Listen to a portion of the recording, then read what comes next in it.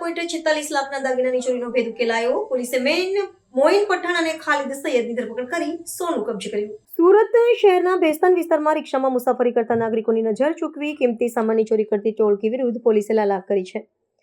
તાજેતરમાં ભેસ્તાન વિસ્તારમાં એક મુસાફર પાસેથી થયેલી ₹4.46 લાખના સોનાના દાગીનાની ચોરીના બનાવમાં પોલીસે ગણતરીના કલાકોમાં જ ભેદ ઉકેલી નાખ્યો છે. પોલીસે ત્વરિત તપાસ હાથ ધરીને આ ગુનામાં સંડોવાયેલા 2 આરોપીઓની ધરપકડ કરી છે અને ચોરી થયેલો કિંમતી મુદ્દામાલ રિકવર કરવામાં સફળતા મેળવી છે.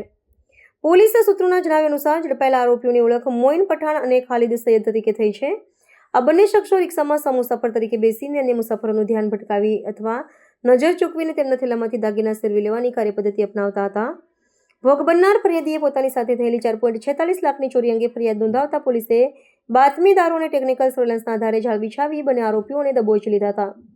આરોપીઓ પાસેથી ચોરી કરવામાં આવેલું તમામ સોનું પોલીસે કબજે કર્યું છે. આરોપીઓની ધરપકડ બાદ પોલીસે તેમની સઘન પૂછપરછ શરૂ કરી છે, જેથી જાણી શકાય કે તેઓ અગાઉ અન્ય કોઈ ગુનામાં સંડોવાયેલા છે કે કેમ.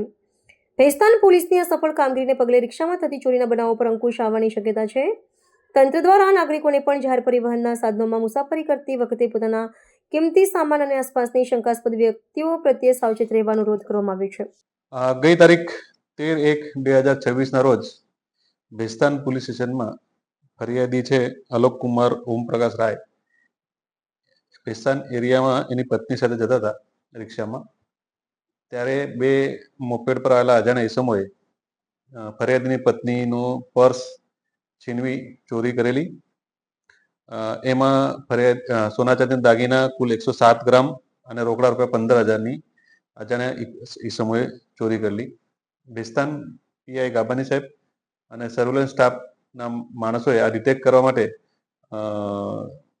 ટેકનિકલ સર્વેલન્સ તથા હ્યુમન સર્વેલન્સથી 2 રીઢા આરોપીઓ મોઇન ઉર્ફે બોબડો સરવરકાર પઠાણ તથા ખાલિદ ઉર્ફે ભાંજા સાજિદ સૈયદની ધરપકડ કરેલી છે અને આ ગુનો ડિટેક્ટ કરેલ છે. અને ચોરીમાં ગયેલ મુદ્દામાલ પૈકી 65 ગ્રામ સોનું પણ રિકવર કરેલ છે.